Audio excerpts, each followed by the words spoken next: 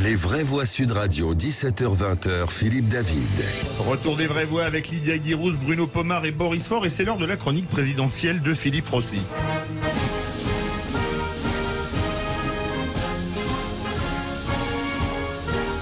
Et mon cher Philippe, tout le monde dit non à Anne Hidalgo. Et oui, on en parlait il y a quelques minutes. Sa proposition de primaire fait pchit. Le communiste Fabien Roussel, l'insoumis Jean-Luc Mélenchon, encore l'écolo Yannick Jadot lui ont tous répondu non. Bah oui, c'est une fin de non-recevoir pour Hidalgo qui, une fois de plus, prend l'eau. Retour sur une semaine compliquée pour la maire de Paris. Alors, la semaine n'avait pas très bien commencé puisque déjà le meeting de Perpignan prévu ce dimanche ne se remplissait pas comme prévu, trop peu d'inscrits. L'entourage d'Hidalgo a même pensé à l'annuler. Les banques ne rappellent toujours pas la maire de Paris, trop frileuse à financer une campagne qui a bien du mal à décoller. Et puis alors là, c'est le coup de massue sur la tête, ce fameux sondage Elab qui crédite Hidalgo de 3% d'intention de vote. Comment mettre un coup de boost à cette campagne? Comment la relancer? Anne a une petite idée.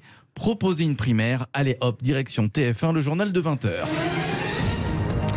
Bon alors ça commence mal puisque Hidalgo passe après les reportages sur la neige dans les Pyrénées, les réservations de billets de train, les huîtres à Noël. En journalisme, c'est ce qu'on appelle la hiérarchisation de l'info. Ah, enfin, c'est au tour d'Anne Hidalgo. Ma responsabilité, je la prends ce soir et je dis organisons une primaire de la gauche, que viennent participer à cette primaire les candidates et candidats qui veulent gouverner ensemble. Et moi, je porterai une parole, je porterai une vision, celle d'une femme de gauche, d'une femme social-démocrate, écologique, qui a aussi une expérience de la gestion et du rassemblement. Et voilà pour la proposition. Alors la suite, on la connaît, les candidats de gauche refusent une idée de primaire. Ah, attendez, on me dit que Xavier Bertrand est intéressé.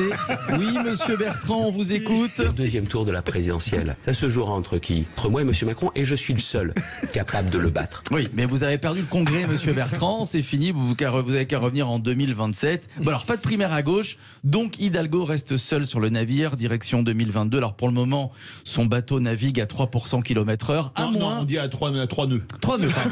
3 nœuds qui, voilà, 3% ou 3 nœuds, à moins que Christiane Taubira décide de se déclarer. Est-ce que vous y croyez une candidature Taubira pour sauver la gauche? Boris Faure? Non, oui. Non, elle y pense. Un recueil de poèmes, je pense. Ah oui, davantage. Ouais. Christine Taubira avec Jean-Luc. Elle se tâte en ce moment. C'est un peu l'extrême pour moi, extrême gauche. Ouais. Avec monsieur Mélenchon, elle pourrait aller, non? Je sais pas, non? Oui. Je vois pas l'envergure de madame Taubira. Bon, écoutez, on verra bien. Hystériser peut-être le débat davantage entre Zemmour et elle. Ouais. Exactement. Tout à fait. Bruno Le Maire se prépare. Oui, le ministre de l'économie se prépare à affronter ce soir Éric Zemmour. Oui. Alors, les deux hommes se connaissent depuis longtemps et s'étaient déjà affrontés il y a 1 an et demi.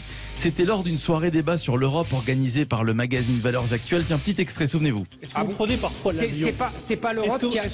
Attendez, parce que c'est pas l'Europe qui a ouvert ses frontières. Est-ce que vous prenez parfois l'avion? Parfois, oui. Le moins possible. Parce que... Eh bien, moi, je préfère voler en Airbus plutôt qu'en Boeing aujourd'hui ou en Comac demain. Vous êtes magnifique, et Le Maire. Airbus est la réalisation... Non, mais attendez, Le Maire, attendez. On va s'arrêter sur Airbus. Non, mais Éric Zemmour... Non, mais parce que ça fait 30 ans que je l'entends. Non, attendez. Airbus est une réponse européenne à la domination technologique. Non. Bon, alors, faites un petit apéritif avant le débat de ce soir. C'était un débat qui volait haut. Oui, très haut, oui. Les deux l'ont bien préparé. Les deux ont bien bûché. Alors Bruno Le Maire, évidemment, s'est replongé dans les sujets liés à l'intégration, à l'immigration. Éric prépare tout soigneusement. C'est un laborieux, explique un membre actif de la campagne de Zemmour qui rajoute: il connaît Bruno Le Maire depuis longtemps. Il l'a connu jeune homme au cabinet de Villepin à Matignon. Il a toutes les cartouches pour le dézinguer. Voilà. Éric Zemmour va dézinguer Bruno Le Maire ce soir. Ça promet. Alors, c'est sur France 2, voilà, le désingage, ça se dit comme ça.